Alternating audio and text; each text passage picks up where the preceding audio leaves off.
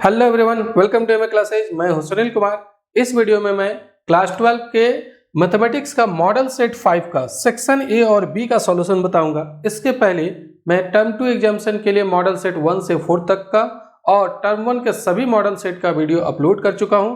Description में उसका link मिल जाएगा, आप वहां से उसको देख सकते हैं। चलिए आज इस वीडियो को शुरू करते हैं और सबसे पहला हम लोग देखते हैं फर्स्ट क्वेश्चन। ये क्वेश्चन है इंटीग्रेशन का, तो इसको यहाँ पर इंटीग्रेट करना है। क्वेश्चन मैं लिखा हूँ यहाँ पर। क्वेश्चन क्या है देखिए, 4x³ - b, इसको इंटीग्रेट करना है। तो ये बड़ा आसान है, ये वेरी शॉर्ट टाइप का क्वेश्चन है। तो इसको कैसे इंटीग्रेट करेंगे, हम लोग 4 कांस्टेंट को बाहर कर देंगे और यहाँ x³ को इंटीग्रेट कर देंगे x के रिस्पेक्ट में। यहाँ पर b कांस्टेंट जो है वो बाहर हो जाएगा, बचेगा 1 को इंटीग्रेट कर देंगे। अब इंटीग्रल लिख जाते हैं, तो x³ का इंटीग्रल क्या होगा, इसके पावर में 1 ऐड किया जाता है। इसको मैं डिलीट कर दे रहा हूँ, इसकी ज़रूरत है नहीं। तो यहाँ पर सबसे पहले इसको मैं हटा रहा हूँ। अब जरा समझिए, ये x³ x⁴n का इंटीग्रल का तो फॉर्मूला आपको पता ही होगा कि इसके पावर में 1 ऐड कर देते हैं और उसी से डिवाइड कर देते हैं n+1 से, साथ में एक इंटीग्रेटिंग कांस्टेंट ऐड करते हैं। तो यहाँ x³ का क्या होगा इंटीग्रल, इसके पावर में 1 ऐड करेंगे तो पावर 4 और उसी 4 से डिवाइड करेंगे। कांस्टेंट जो है वो एक साथ ऐड कर देंगे दोनों इंटीग्रल का। 1 का इंटीग्रल होता है x और constant integrating constant c add कर दिए। 4 और 4 कैंसिल हो जाएगा, तो यहाँ बच गया x⁴ - bx + c, यही आंसर हो जाएगा इसका। तो ये वेरी शॉर्ट टाइप का क्वेश्चन था, ये आसानी से बना सकते हैं हम लोग। और इसका PDF जो है वो मेरे टेलीग्राम चैनल पर मिल जाएगा। टेलीग्राम चैनल का भी लिंक डिस्क्रिप्शन में दिया हुआ है, आप वहां से मेरे टेलीग्राम चैनल को ज्वाइन कर सकते हैं। वीडियो पसंद आएगा तो ज़रूर लाइक कीजिएगा, अपने फ्रेंड्स के साथ शेयर कीजिएगा। बहुत कम समय बचा हुआ है आपके एग्जामिनेशन में, मैथमेटिक्स के एग्जामिनेशन में, इसीलिए आप तैयारी कीजिए। और चैनल सब्सक्राइब नहीं किए होंगे तो सब्सक्राइब कर लीजिएगा। मैं इस चैनल पर मैथमेटिक्स का ही वीडियो लेकर के आता हूं और 11-12 के अलावा ग्रेजुएशन का भी काफ़ी वीडियो मेरे चैनल पर है। चलिए आगे बढ़ते हैं। Question number 2। क्वेश्चन नंबर 2 में क्या है कि find the order and degree of the following differential equation. यहाँ एक डिफरेंशियल इक्वेशन दिया हुआ है, इसका ऑर्डर एंड डिग्री निकालना है। मैं क्वेश्चन को यहाँ पर लिखा हुआ, इसकी जरूरत है नहीं। तो ऑर्डर होता क्या है, सबसे पहले देखिए डेरिवेटिव, जो डिफरेंशियल इक्वेशन में डेरिवेटिव इन्वॉल्व है वो किस ऑर्डर का डेरिवेटिव है। देखिए ये फर्स्ट ऑर्डर का डेरिवेटिव है, एक बार डिफरेंशिएट किया गया मतलब फर्स्ट ऑर्डर, 2 बार डिफरेंशिएट किया गया मतलब सेकेंड ऑर्डर। तो ये फर्स्ट ऑर्डर है, ये सेकेंड ऑर्डर है। ढूंढिए हाईएस्ट ऑर्डर कौन सा है। हाईएस्ट ऑर्डर ये है, सबसे अधिक ऑर्डर का यही डेरिवेटिव है। तो इसका जो ऑर्डर होगा, यानी कि इसका ऑर्डर कितना है 2, इस डिफरेंशियल इक्वेशन का ऑर्डर 2 हो जाएगा। हाईएस्ट ऑर्डर डेरिवेटिव जो इन्वॉल्व है उसी के ऑर्डर को order of the differential equation कहते हैं। और इसका फिर पावर, इसका कोई पावर 1 के अलावा तो नहीं। यहाँ पर d2y/dx², इसका अगर डिग्री की बात करें, पावर की बात करें तो पावर 1 है। तो ये पावर 1 है मतलब डिग्री 1 हो जाएगा। इसका डिग्री क्या होगा, यहाँ पर डिग्री इसका हो जाएगा, जस्ट 1 मिनट, यहाँ पर इसका डिग्री हो गया 1। तो हाईएस्ट ऑर्डर डेरिवेटिव के पावर को ही डिग्री कहते हैं। लेकिन ध्यान रखना है वो पॉलिनोमियल में होना चाहिए, डेरिवेटिव के पॉलिनोमियल में होना चाहिए। यहाँ डेरिवेटिव के पॉलिनोमियल में है, अगर डेरिवेटिव के पॉलिनोमियल में नहीं होता है तो फिर डिग्री डिफाइंड नहीं होता है। उसके बारे में भी कुछ मॉडल सेट में क्वेश्चन था, मैं बता चुका हूँ।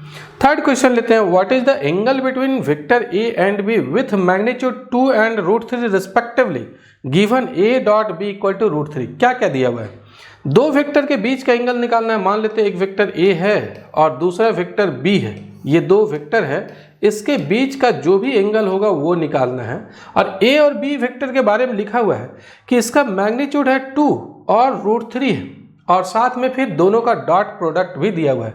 तो मैं यहाँ पर लिख दिया हूँ कि we have magnitude of a = 2, magnitude of b = √3 और a.b = √3 दिया हुआ है। Let theta be the angle between vectors A and B. A और बी के बीच का एंगल कितना हम लोग मान लिए हैं, थीटा मान लिए हैं। तो अब ये थीटा कैसे निकालते हैं, इसका एक फॉर्मूला होता है, आपको शायद पता होगा।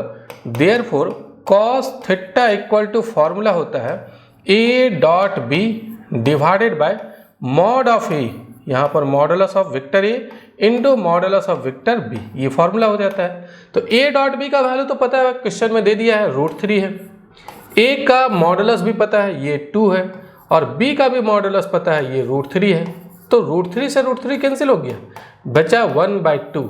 अब cos थीटा इक्वल टू 1/2, तो देयरफॉर थीटा इक्वल टू क्या हो जाएगा, याद कीजिए cos 60 डिग्री का वैल्यू 1/2 होता है, cos 60 डिग्री इक्वल टू 1/2, तो थीटा इक्वल टू 60 डिग्री हो जाएगा। तो इस तरीके से इसको हम लोग निकाल लिए। अब हम लोग देखते हैं नेक्स्ट क्वेश्चन। नेक्स्ट क्वेश्चन है यहाँ पर question number 4, find the sum of the vectors A B and C. यहाँ 3 वेक्टर दिया हुआ है, एक ए, दूसरा बी और तीसरा सी, तीनों का सम निकालना है, मतलब ए प्लस बी प्लस सी निकालना है। तो पहले ए का वैल्यू पुट कर देते हैं। देखिए ए का वैल्यू क्या, i माइनस 2j प्लस के, तो यहाँ पर ए का value i minus 2j plus के लिख दिए। फिर प्लस बी का वैल्यू लिखते हैं। बी का वैल्यू क्या है, minus 2i plus 4j plus 5k, minus 2i plus 4j plus 5k। फिर प्लस सी का वैल्यू लिखते हैं। देखिए सी का वैल्यू यहाँ पर जो दिया हुआ था i minus 6j minus 7k, तो मैं यहाँ पर लिख दिया हूँ। अब क्या करते हैं, ये तीनों का सम कर लेते हैं। तो ये तो तीनों का सम करना बड़ा आसान है। सबसे पहले हम लोग क्या करते हैं, i कॉमन ले लेते हैं। i कॉमन लेंगे तो यहाँ पर 1 फर्स्ट वाला में, सेकेंड वाला में भी i का टर्म है, यहाँ पर बच जाएगा -2, और यहाँ थर्ड वाला में भी i का टर्म है, यहाँ पर बच जाएगा 1। फिर तीनों में j है तो j भी कॉमन ले लेते हैं हम लोग। यहाँ पर अगर j कॉमन लेते हैं तो -2, यहाँ पर j कॉमन लेते हैं तो +4, और यहाँ पर j कॉमन लेंगे तो -6, और फिर प्लस k। तीनों से हम लोग k को कॉमन ले लेते हैं। k कॉमन ले लेते हैं तो यहाँ पर 1 है।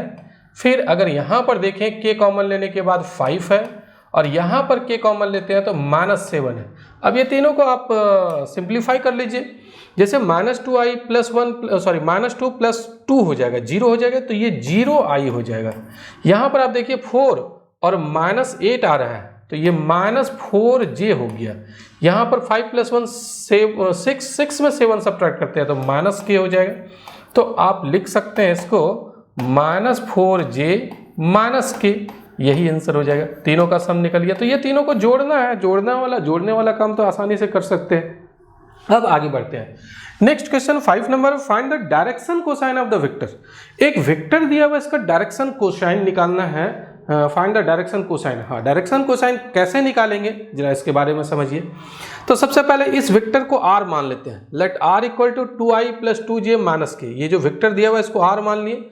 इसका डायरेक्शन कोसाइन निकालना है। तो ये जरा ध्यान दीजिएगा, अगर कोई भी वेक्टर ऐसा लिखा हुआ है, मान लीजिए ai प्लस bj, यहाँ पर है bj प्लस ck, मान लीजिए ऐसा कोई वेक्टर लिखा हुआ है, तो i j k का कोएफिशिएंट डायरेक्शन रेशियो होता है।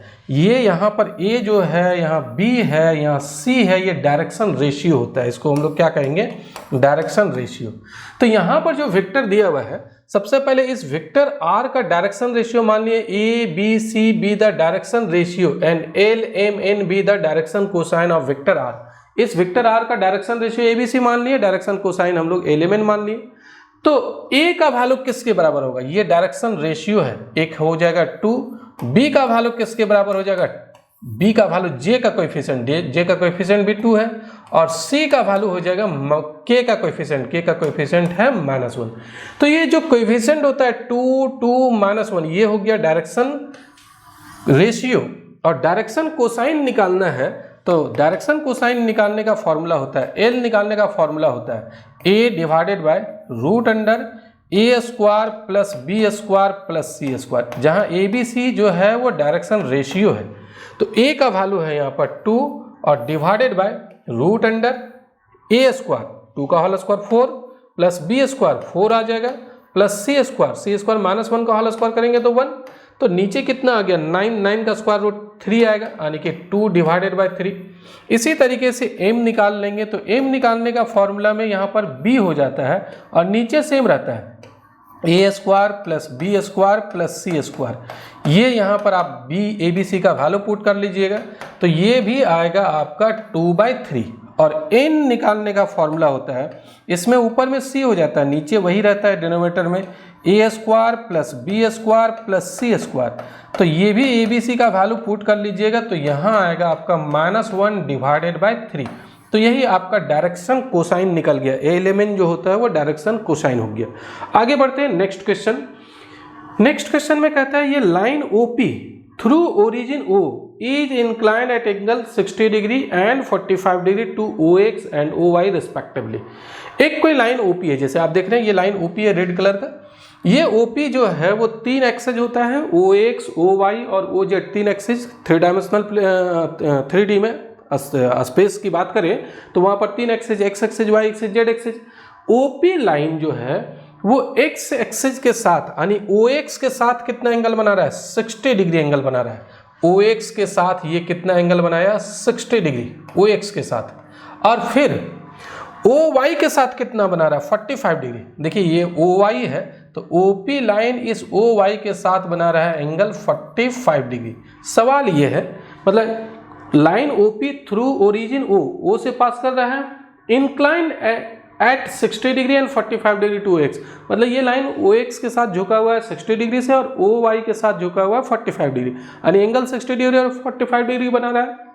Find the angle at which it is incline to OZ। OZ के साथ कितना एंगल से झुका हुआ है? तो OZ के साथ एंगल निकालना। मान लेते हैं कि ये OZ के साथ कितना एंगल बना रहा है? गामा एंगल बना रहा है। मैं इसको डिलीट कर देता हूँ, इसकी जरूरत नहीं है, यहाँ पर मैं लिख चुका हूँ कि let line OP makes angle alpha beta gamma with OX, OY, OZ respectively. मान लिए P जो OP लाइन है वो X एक्सिस के साथ अल्फा एंगल, Y एक्सिस के साथ बीटा एंगल और Z एक्सिस के साथ कितना एंगल बना रहा है? गामा। ये मान लिए, मतलब अल्फा का वैल्यू 60 डिग्री दिया हुआ है, क्योंकि माने है कि ये एंगल अल्फा है और अल्फा का वैल्यू 60 डिग्री, माने ये एंगल बीटा है और बीटा का वैल्यू 45 डिग्री। गामा पता नहीं है, गामा हम लोग को निकालना है। तो अब जरा समझिए, एल इक्वल टू क्या होता है? एल इक्वल टू होता है कॉस अल्फा, और कॉस अल्फा का वैल्यू हम लोग को पता है, अल्फा का वैल्यू 60 डिग्री और कॉस 60 डिग्री, सॉरी यहाँ पर 2 बार हो गया, अल्फा का वैल्यू 60 डिग्री और कॉस 60 डिग्री का वैल्यू हो जाता है 1/2। फिर एम का वैल्यू, ये direction cosine, L M N जो है वो डायरेक्शन कोसाइन हो गया इस लाइन OP का। अगर ये एक्स एक्सिस के साथ अल्फा एंगल बना रहा है, वाई एक्सिस के साथ बीटा और जेड एक्सिस के साथ गामा, तो direction cosine L equal to होता है कॉस अल्फा, फिर एम इक्वल टू होता है कॉस बीटा और एन इक्वल टू होता है कॉस बीटा हो गया और एन का वैल्यू होता है कॉस गामा। यही डायरेक्शन कोसाइन होता है।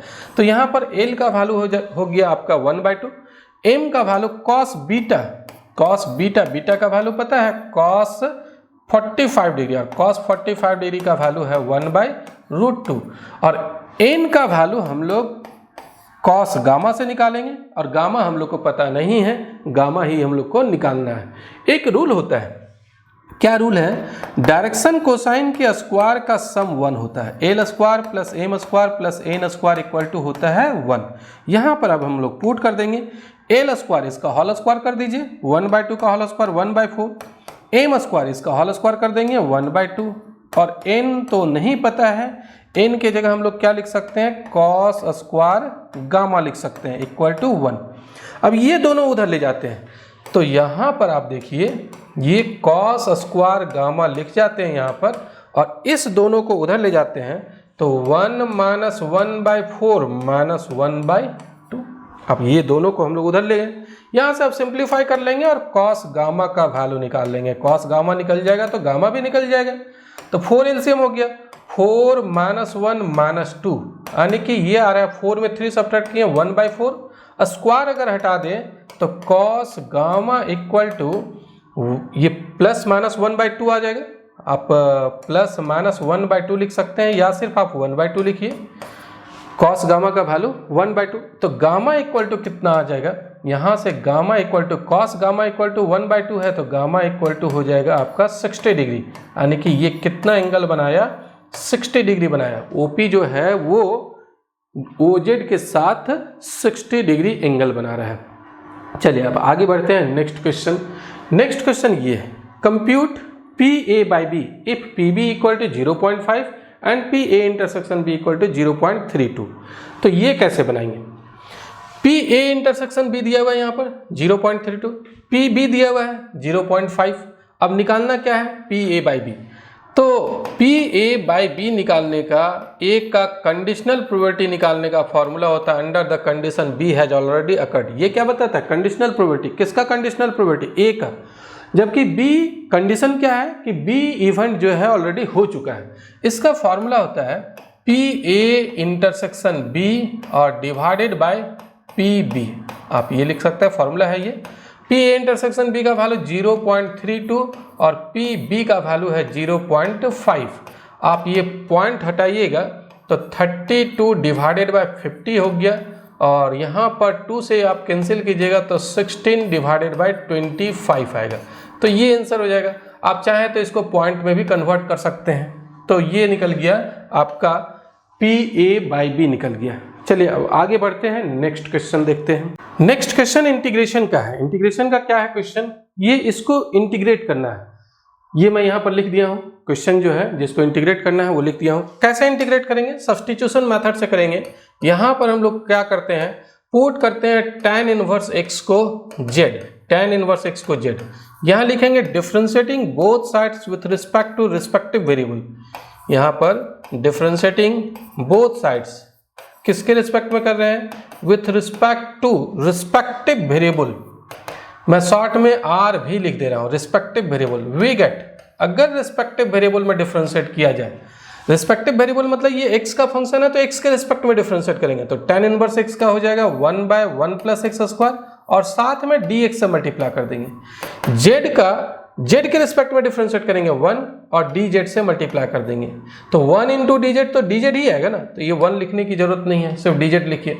तो अब यहाँ पर पुट कर दीजिए i में, क्या होगा e टू द पावर, आपका क्वेश्चन जो है वो है e to the power tan inverse x, और इसको ऐसा लिखते हैं ना 1 divided by 1 + x square into dx, ऐसा कर देते हैं। यहाँ पर पहले लिख दिए e to the power tan inverse x और 1/1 + x स्क्वायर बाद में लिखे फिर dx। अब यहाँ पर सब्स्टिट्यूट कीजिए, tan इनवर्स x को हम लोग z माने हैं तो e to the power z, और ये 1/1 + x स्क्वायर dx का वैल्यू निकला हुआ है dz। अब इसको तो आसानी से इंटीग्रेट कर सकते हैं, इसका integral e to the power z और साथ में इंटीग्रेटिंग कांस्टेंट जरूर ऐड कीजिएगा। अब लास्टली हम लोग क्या करते हैं, z का वैल्यू पुट कर देते हैं। z जिसको माने थे तो z किसको माने थे, tan इनवर्स x को, ये वैल्यू पुट कर दिया और प्लस c, यही इसका आंसर हो जाएगा। अब आगे नेक्स्ट क्वेश्चन ये है, इंटीग्रेट करना है tan cube 2x into sec 2x को। कैसे इंटीग्रेट करेंगे, क्वेश्चन मैं यहाँ लिख दिया हूँ। इसको इंटीग्रेट करने के लिए हम लोग इसको ऐसा लिखते हैं, tan क्यूब 2x है, इसको लिखते हैं tan square 2x into tan 2x। tan 2x एक निकाल लिए यहाँ से, ये दोनों मल्टीप्लाई करेंगे तो पावर 3 हो जाएगा, और इंटू sec 2x dx। अब इसका एक फॉर्मूला होता है, याद कीजिए, tan स्क्वायर थीटा का फॉर्मूला होता है sec स्क्वायर थीटा -1, तो tan स्क्वायर 2x को लिख सकते हैं हम लोग sec स्क्वायर 2x -1, और यहाँ पर लिखते हैं sec 2x को पहले लिख जाते हैं और बाद में लिखते हैं हम लोग tan 2x dx। अब क्या करते हैं, यहाँ पर एक सब्स्टिट्यूशन करते हैं। क्या सब्स्टिट्यूट कीजिएगा, पुट करते हैं हम लोग sec 2x को z, डिफरेंशिएट करेंगे, differentiating both sides with respect to respective variable लिख लीजिएगा। sec 2x का डिफरेंशिएट करेंगे तो 2 sec 2x into tan 2x, ये होता है फॉर्मूला। sec 2x को जब डिफरेंशिएट करेंगे तो sec थीटा का होता है sec theta into tan theta, और x का जो कोएफिशिएंट है 2 उससे मल्टीप्लाई हो गया, और साथ में dx से भी मल्टीप्लाई करेंगे। z का 1 क्योंकि रिस्पेक्टिव वेरिएबल में कर रहे हैं, z का 1 और dz से यहाँ पर मल्टीप्लाई कर देंगे। ये 2 को आप उधर ले जाइए, क्योंकि यहाँ sec 2x tan 2x dx का जरूरत है, तो इसको हम लोग निकाल लेते हैं। That is sec 2x into tan 2x dx, tan 2x dx equal to क्या हो जाएगा, 1/2 dz हो जाएगा। अब यहाँ पर हम लोग सब्स्टिट्यूट कर देते हैं, देयरफॉर i इक्वल टू क्या होगा, देखिए ये तो z माने हैं तो z स्क्वायर हो गया, z स्क्वायर -1, और यहाँ पर आप देखें sec 2x tan 2x dx का वैल्यू 1/2 dz हो गया। 1/2 कांस्टेंट है, इस कांस्टेंट को हम लोग बाहर कर सकते हैं, मैं यहाँ पर लिख रहा हूँ 1/2 कांस्टेंट है, इसको हम लोग बाहर कर दिए। बचा क्या अंदर में, यहाँ पर बच रहा है z स्क्वायर -1, और इसको इंटीग्रेट करना है यहाँ पर। अब तो आसानी से इंटीग्रेट कर सकते हैं, कैसे इंटीग्रेट करेंगे, 1/2 लिख जाते हैं और z स्क्वायर का इंटीग्रल हो जाएगा z क्यूब, यहाँ पर पावर में 1 ऐड करेंगे और उसी से डिवाइड करेंगे, 1 का इंटीग्रल z, और साथ में एक इंटीग्रेटिंग कांस्टेंट हम लोग लिख देते हैं c। अब आप चाहें तो z को कॉमन ले सकते हैं या फिर 1/2 को ही अंदर मल्टीप्लाई कर सकते हैं, तो यहाँ पर मल्टीप्लाई करेंगे तो 1/6 z क्यूब और यहाँ पर मल्टीप्लाई करेंगे तो 1/2 जेड प्लस सी। लास्टली हम लोग जेड का वैल्यू पुट कर देंगे। जेड तो हम लोग अपने से मान लिए थे, एक्चुअली क्वेश्चन में तो एक्स का टर्म था, तो जेड किसको माने थे, सेक 2x को, तो लास्ट में सेक जेड की जगह सेक 2x बैठा दीजिए। सेक 2x का क्यूब हो जाएगा -1/2, यहाँ पर हो जाएगा सेक 2x और प्लस सी, यही आंसर हो गया। तो इसको भी आसानी से बना सकते हैं। आगे बढ़ते हैं, नेक्स्ट क्वेश्चन ये है, इसको इंटीग्रेट करना है। यहाँ पर एक डेफिनेट इंटीग्रल का प्रॉपर्टीज अप्लाई करना पड़ेगा इसको इंटीग्रेट करने के लिए। तो सबसे पहले मैं क्वेश्चन यहाँ पर लिखा हूँ, जो इंटीग्रल दिया हुआ है उसको हम लोग यहाँ पर मान लिए आई। अब यहाँ पर कौन सा डेफिनेट इंटीग्रल का प्रॉपर्टीज अप्लाई करेंगे, ये प्रॉपर्टीज बाय यूजिंग प्रॉपर्टी। कौन सा प्रॉपर्टी, एफ ऑफ एक्स को अगर 0 से a तक इंटीग्रेट करना है तो आप ऐसा कर सकते हैं, 0 से a तक ही कीजिए, लेकिन x को हटा करके a माइनस एक्स लिख सकते हैं। यहाँ x जो है उसको हटा करके अपर लिमिट माइनस एक्स लिख सकते हैं। तो ये प्रॉपर्टीज हम लोग अप्लाई करते हैं। इस प्रॉपर्टीज से क्या होगा, we have I equal to, यहाँ हो जाएगा 0 से π/2 ही करेंगे, लेकिन जहाँ जहाँ x है उसमें π/2 माइनस एक्स लिख जाएंगे। क्या लिखेंगे, साइन π/2 माइनस एक्स। जहाँ जहाँ x है फंक्शन में, सिर्फ dx में नहीं, dx ही रहता है, फंक्शन में x को हटा करके अपर लिमिट माइनस एक्स लिख रहे हैं। नीचे भी वही काम करेंगे, डिनोमिनेटर में 1 प्लस यहाँ पर है साइन x को हटा करके π/2 माइनस एक्स और इंटू कॉस एक्स को हटा करके π/2 माइनस एक्स, और ये dx को ज्यों कहते हो। थोड़ा सा हम लोग आगे सिंप्लीफाई करते हैं, तो i इक्वल टू क्या हो जाएगा, 0 से π/2 तक इंटीग्रेट करना है। साइन 90 माइनस थीटा का फॉर्मूला होता है कॉस थीटा, ये अंडर 10th क्लास से पढ़ते आ रहे हैं, 10th क्लास में भी था। कॉस 90 माइनस थीटा का फॉर्मूला होता है साइन थीटा, और नीचे आप देखिए क्या होगा, 1 plus sine 90 minus theta equal to cos theta, ये बाद में लिख जाते हैं, और cos 90 minus theta equal to sine theta, ये पहले लिख जाते हैं। प्रोडक्ट है, प्रोडक्ट में ऐसा कर सकते हैं, ये पहले लिख गए और इसको बाद में ये कर देते हैं यहाँ पर dx, इसको नंबर 2।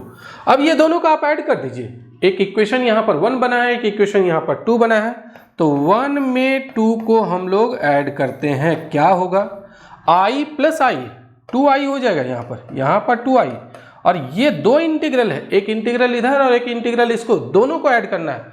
तो दोनों पहले लिख जाते हैं, 0 से π/2, वो इंटीग्रल क्या है, वो है sign x minus cos x, और डिवाइडेड बाय यहाँ पर है 1 plus sine x into cos x. ये फर्स्ट इंटीग्रल था, फर्स्ट में था, और दूसरे नंबर में जो इंटीग्रल है उसको भी लिख जाते हैं, 0 से π/2 क्या है यहाँ पर, cos x minus sine x, और डिवाइडेड बाय है 1 plus sine x into cos x. तो दोनों को हम लोग ऐड कर रहे हैं। अब ये दोनों का लिमिट सेम है, 0 से π/2 दोनों का लिमिट है, तो एक ही इंटीग्रल में हम लोग दोनों को लिख जाते हैं। मैं यहाँ लिख रहा हूँ, देखिए इम्प्लाइज, इधर तो आपका लेफ्ट हैंड साइड में 2i है, आप देख रहे हैं 2i, और ये दोनों को एक ही इंटीग्रल में लिखते हैं, ये 0 से π/2, और यहाँ पर क्या होगा, एक ही इंटीग्रल में लिख रहे हैं, तो फर्स्ट इंटीग्रेंड है sign x minus cos x, यहाँ पर है sign x minus cos x, और नीचे डिनोमिनेटर में है 1 plus sine x into cos x. तो ये हम लोग लिख गए यहाँ पर sign x into cos x. आगे बढ़ते हैं, देखिए ये वाला इंटीग्रेंड लिखना है, तो इसका क्या है, cos x minus sine x, यहाँ है cos x minus sine x, और डिवाइडेड बाय नीचे है वही 1 plus sine x into cos x, और यहाँ पर साथ में dx लिखेंगे। अब क्या करते हैं, इम्प्लाइज 2i इक्वल टू, ये दोनों आप एलसीएम लेकर के ऐड कर दीजिए ना, दोनों एलसीएम लेकर के ऐड करते हैं, दोनों का डिनोमिनेटर सेम है, एलसीएम तो यही आएगा 1 plus sine x into cos x, और ऊपर लिखिए, ऊपर क्या आएगा, sine x minus cos x, और फिर प्लस क्या आएगा, cos x minus sine x आ जाएगा। अब चलिए हम लोग इसका सम करते हैं, देखिए क्या होगा सम, इम्प्लाइज 2i इक्वल टू, यहाँ पर कुछ कैंसिल हो रहा है, क्या कैंसिल हो रहा है, प्लस साइन एक्स से माइनस साइन एक्स कैंसिल हो जाएगा, प्लस कॉस एक्स से माइनस कॉस एक्स कैंसिल हो गया, तो कुछ नहीं बल्कि ये पूरा कैंसिल हो गया, पूरा कैंसिल हो गया, मतलब ये क्या हो जाएगा आपका, 0 हो गया, यहाँ पर पूरा जो है वो 0 बच जाएगा। तो 0 से π/2 तक इंटीग्रेट करना है, जस्ट 1 मिनट, ये 0 से π/2 तक इंटीग्रेट करना है, 0 से π/2 तक। किसको इंटीग्रेट करना है? अब तो 0 बचा है, 0 को इंटीग्रेट करना है, और 0 का इंटीग्रल भी 0 आएगा। यहाँ पर डिफिनिट इंटीग्रल है, सॉरी डिफिनिट इंटीग्रल है। इनडिफिनिट इंटीग्रल आता तो इंटीग्रेटिंग कांस्टेंट ऐड करते हैं, डिफिनिट इंटीग्रल है तो इंटीग्रेटिंग कांस्टेंट नहीं ऐड करेंगे, 0 ही हो जाएगा इसका इंटीग्रल। तो इस केस में यहाँ पर आप देखिए 2 उधर ले जाते हैं तो i का वैल्यू कितना आ गया? 0, यही आंसर हो जाएगा। चलिए अब आगे बढ़ते हैं, नेक्स्ट क्वेश्चन देखते हैं। अब नेक्स्ट क्वेश्चन ये है, इसको इंटीग्रेट करना है। यहाँ पर आप देख रहे हैं इंटीग्रल, मैं इसी इंटीग्रल को यहाँ लिखा हूँ। कैसे इंटीग्रेट करेंगे जरा समझिए। यहाँ पर भी एक सब्स्टिट्यूशन करते हैं। क्या सब्स्टिट्यूट कर रहे हैं? x² + 1 को हम लोग यहाँ पर z पुट कर रहे हैं। अब लिखिएगा differentiating both sides with respect to respective variable. मैं लिख नहीं रहा हूँ, आप लोग लिख लीजिएगा।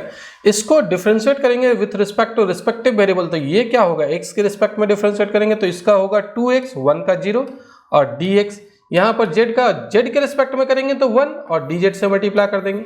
जरूरत है यहाँ x dx का, तो आप 2 उधर ले जाइए, यहाँ से x dx का वैल्यू कितना आ जाएगा? 1/2 dz।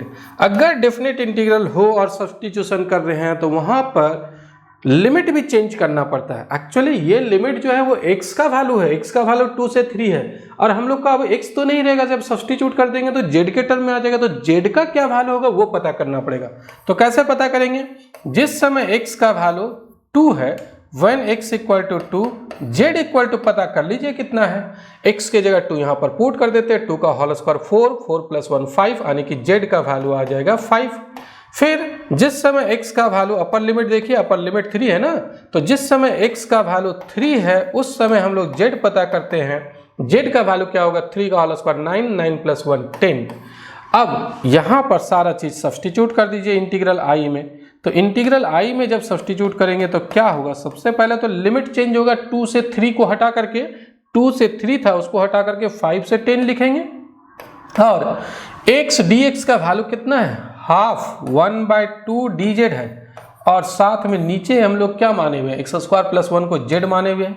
1/2 कांस्टेंट है, इसको हम लोग बाहर कर देते हैं, तो 1/2 कांस्टेंट है, ये बाहर चला गया। z को इंटीग्रेट करना है, और लिमिट है क्या? z को इंटीग्रेट, सॉरी z नहीं 1/z है, यहाँ पर इंटीग्रेट करना है 1/z। आप देख रहे हैं 1/2 बाहर किए, 1/z तो बचेगा ना, और लिमिट है 5 से 10, यहाँ पर 5 से 10 तक इंटीग्रेट करना है। अब 1/z का इंटीग्रल होता क्या है? 1/z का इंटीग्रल हो जाएगा log mod z, और इंटीग्रेटिंग कांस्टेंट तो यहाँ नहीं ऐड होता है, डेफिनेट इंटीग्रल है, और 5 से 10 अपर लिमिट बैठाते हैं, तो अपर लिमिट बैठाते हैं तो log यहाँ पर हो जाएगा log mod of 10, और minus lower limit log mod of 5। तो 5 का मॉडुलस क्या आएगा? 5 ही आएगा। 10 का मॉडुलस क्या आएगा? 10 ही आएगा। आप मॉड हटा सकते हैं, तो ये हो जाएगा log 10 माइनस log 5, और log m minus log n का फॉर्मूला होता है, log m minus log n का फॉर्मूला है log 10 डिवाइडेड बाय 5 हो जाएगा, log m/n होता है, ये भी कैंसिल हो जाएगा, तो 1/2 log 2, यही इसका आंसर हो जाएगा। यहाँ पर तो 5 से कट जाएगा ना, 5 2 10, यानी कि 2 आ जाएगा। अब आगे बढ़ते हैं, next question. Find the vector, question number 12 है, find the vector area of the triangle the position vector of which vertices are. ये 3 वर्टिसेज दिया हुआ है ट्राइंगल का, मतलब ट्राइंगल के 3 वर्टिसेज जो होते हैं उसका पोजीशन वेक्टर दिया हुआ है। कहता है the position vector of which vertices, ये तीनों जो वेक्टर दिख रहा है आपको, वो एक ट्राइंगल है ABC, तो ABC में ये A पॉइंट, B पॉइंट और C पॉइंट को वर्टेक्स कहते हैं ट्राइंगल का। तो ये जो 3 वर्टिसेज है उसका पोजीशन वेक्टर दिया हुआ है। तो हम लोग पहले ट्राइंगल का नाम दे दिए, let ABC be the given triangle, and A का पोजीशन वेक्टर, वर्टेक्स A का पोजीशन वेक्टर कितना है, ये वाला आप देख रहे हैं, फर्स्ट वाला I + j + 2 के। सेकेंड B का पोजीशन वेक्टर क्या होगा? B का पोजीशन वेक्टर है 2i + 2j - 3 के, और थर्ड जो है C, इसका position vector 3i - j - k। तो सबसे पहले तो हम लोग ये लिख गए, उसके बाद आगे क्या करते हैं, इसका वेक्टर एरिया निकालना है। क्वेश्चन क्या था यहाँ पर आप देखिए, क्वेश्चन था find the vector area of the triangle, vector area निकालना है। तो वेक्टर एरिया कैसे निकालेंगे, इसका फॉर्मूला होता है। मान लीजिए हम लोग एक वेक्टर BC निकाल लेते हैं, वेक्टर AB निकाल लेते हैं, तो इसका फॉर्मूला होता है हाफ BC क्रॉस AB। ये जो है वो वेक्टर एरिया बता देता है ट्राइंगल का। अगर वेक्टर BC और वेक्टर BA का अगर हम लोग निकाल दे क्रॉस प्रोडक्ट तो ये वेक्टर एरिया बता देता है, और अगर इसका मॉडुलस निकाल दे तब ये स्केलर एरिया बताता है। एरिया बताएगा ट्राइंगल का लेकिन स्केलर एरिया।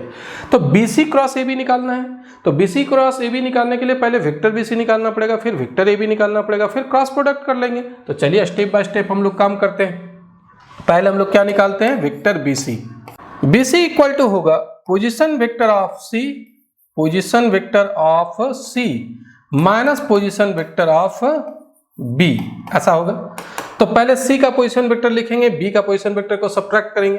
तो मैं डायरेक्ट लिख दे रहा हूं यहाँ पर, आप लिखिएगा पहले C का पोजीशन वेक्टर फिर B का पोजीशन वेक्टर को सब्ट्रैक्ट कीजिएगा। 3i में 2i सब्ट्रैक्ट करेंगे, i हो जाएगा minus j minus 2j minus 3j हो जाएगा, और माइनस के माइनस माइनस प्लस हो जाएगा, तो यहाँ पर 2k बच जाएगा।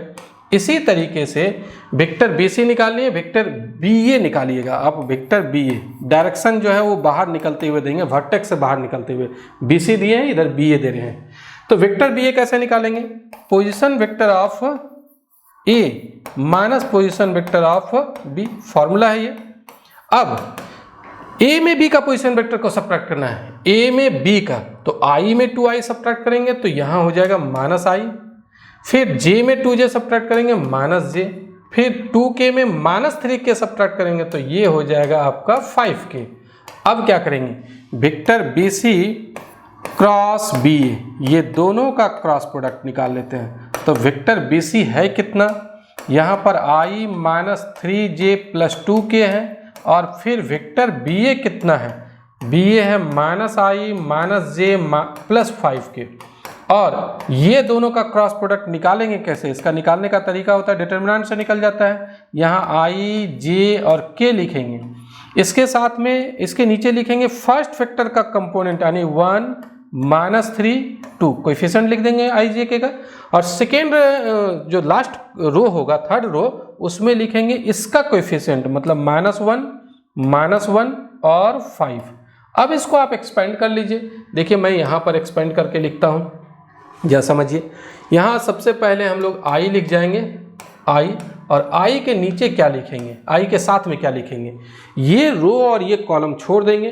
माइनस 3 इंटू 5 माइनस 15 हो गया, और सब्ट्रैक्ट करेंगे ये दोनों का प्रोडक्ट, तो ये -2 सब्ट्रैक्ट होगा। ये दोनों का प्रोडक्ट -2 आ रहा है, -2 सब्ट्रैक्ट होगा, और माइनस खुद है तो ये +2 हो जाएगा।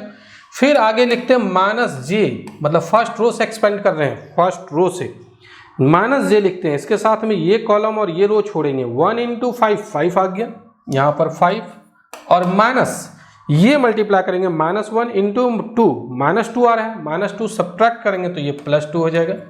फिर उसके बाद लिखेंगे k, यहाँ पर लिखेंगे प्लस k के साथ क्या लिखेंगे, k के साथ ये कॉलम ये रो छोड़ देंगे, 1 इंटू -1 मतलब -1 हो गया, और प्लस फिर ये -1 इंटू -3 +3 आएगा, तो +3 यहाँ पर सब्ट्रैक्ट करेंगे, +3 सब्ट्रैक्ट करेंगे ये दोनों का प्रोडक्ट, तो सब्ट्रैक्ट हो गया 3। अब देखिए ये कितना आ रहा है, -15 + 2 -13i, और +5 + 2 7 -7j, और यहाँ पर आ रहा है -4k। तो देयरफॉर वेक्टर एरिया यहाँ पर निकालना था, वेक्टर एरिया। अगर स्केलर एरिया निकालना हो तो मॉडुलस निकाल लेंगे इसका, इससे क्रॉस प्रोडक्ट का मॉडुलस निकाल लेंगे। Vector area of triangle ABC equal to क्या फॉर्मूला होता है, हाफ, पहले BC लिख रहे हैं वेक्टर BC और क्रॉस वेक्टर BA। तो वेक्टर BC और वेक्टर BA का क्रॉस प्रोडक्ट निकाल के रखे हुए हैं, आप देख रहे हैं यहाँ पर वेक्टर BC और वेक्टर BA का क्रॉस प्रोडक्ट कितना निकला हुआ है, -13i -7j, यहाँ पर -7j और -4k, तो ये हो जाएगा वेक्टर एरिया। चलिए अब आगे बढ़ते हैं, नेक्स्ट क्वेश्चन देखते हैं 13 नंबर में है, इफ द लाइन्स, ये 3 लाइन आपको दिख रहा है, ये लाइन का ये कार्टेशियन इक्वेशन दिया हुआ है, याद होगा, एक x - x1 divided by e1 equal to y - y1 divided by b1 equal to z - z1 divided by c1, ये होता है लाइन का इक्वेशन। और एक दूसरा लाइन मान लेते हैं x minus x2 divided by a2 और फिर y minus y2 divided by b2 equal to z minus z2 divided by c2। ये दो लाइन का इक्वेशन लिखिए। a1 b1 c1 direction ratio बताता है। फर्स्ट लाइन का direction ratio a1 b1 c1, second line का direction ratio a2 b2 c2। अगर ये दोनों लाइन परपेंडिकुलर है, ये दो लाइन है, मान लीजिए एक लाइन ये है, एक लाइन ये है, अगर परपेंडिकुलर है तो इसका रूल होता है a1 a2 plus b1 b2 plus c1 c2 equal to 0 होता है। एक्चुअली डायरेक्शन रेशियो ये फर्स्ट लाइन का डायरेक्शन रेशियो, मान लीजिए फर्स्ट लाइन ये है तो फर्स्ट लाइन का direction ratio a1 b1 c1 हो जाएगा और इसका हो जाएगा a2 b2 c2। और अगर दोनों परपेंडिकुलर हो तो डायरेक्शन रेशियो का प्रोडक्ट का सम होता है 0, करस्पॉन्डिंग डायरेक्शन रेशियो का, यानी a1 a2 plus b1 b2 plus c1 c2 equal to 0। इसी कॉन्सेप्ट का यूज करके यहाँ पर हम लोग सवाल बनाएंगे। कहता है ये दो लाइन का इक्वेशन दिया हुआ है, लेमडा का वैल्यू निकालना है अगर ये परपेंडिकुलर है। If the lines this and this are perpendicular then find the value of lambda, lambda का वैल्यू निकालना है। तो देखिए यहाँ पर मैं दोनों लाइन को लिख चुका हूँ। If lines 1 and 2 are perpendicular, अगर लाइन परपेंडिकुलर है तो ये जो आपका कोएफिशिएंट दिख रहा है, सॉरी ये जो डायरेक्शन रेशियो दिख रहा है -3 डायरेक्शन रेशियो हो गया, -3 इंटू 3 लेमडा और प्लस यहाँ पर है 2 लेमडा इंटू 1 और यहाँ पर है 2 इंटू -5 इंटू -5। इसका सम कितना होगा? 0 होगा। इस फॉर्मूला का यूज किए हम लोग, वो जो फॉर्मूला है उस फॉर्मूला का a1 a2 plus b1 b2 plus c1 c2 equal to 0। आप चाहे तो ऐसे भी लिख सकते हैं, we know that this one and this one are perpendicular if a1 a2 plus b1 b2 plus c1 c2 equal to 0। पहले formula लिख दीजिए, उसके बाद सवाल को बना सकते हैं या आप डायरेक्ट लिख सकते हैं। तो ये दोनों लाइन अगर परपेंडिकुलर है तो a1 a2 plus b1 b2 plus c1 c2 equal to 0। अब जरा देखिए ये क्या कर सकते हैं, यहाँ पर हो जाएगा -9 लेमडा और यहाँ हो जाएगा 2 लेमडा और यहाँ हो जाएगा -10 इक्वल टू 0। -10 को उधर ले जाएंगे, -9 lambda plus 2 lambda -7 lambda equal to 10 और यहाँ से लेमडा का वैल्यू आ गया 10 डिवाइडेड बाय -7, यानी कि ये आ रहा है -10 डिवाइडेड बाय 7। यही आंसर हो जाएगा। अब चलिए आगे बढ़ते हैं, नेक्स्ट क्वेश्चन देखते हैं। इस सेक्शन सी का last question, sorry section B का लास्ट क्वेश्चन, ये है 14 नंबर। यहाँ पर P of a probability of occurrence of event A 0.4 है, प्रोबेबिलिटी ऑफ B 0.8 है, probability of conditional probability of B under the condition that A has already occurred is 0.6 है। तो तीन चीज निकालना है, P A intersection B, P A union B और P A by B। तो देखिए P A के बारे में लिख चुके हैं, यहाँ पर जो दिया हुआ है P A, P B लिख चुके हैं, P B बाई A लिख चुके हैं। सबसे पहले P A इंटरसेक्शन B निकालते हैं। कैसे निकालते हैं?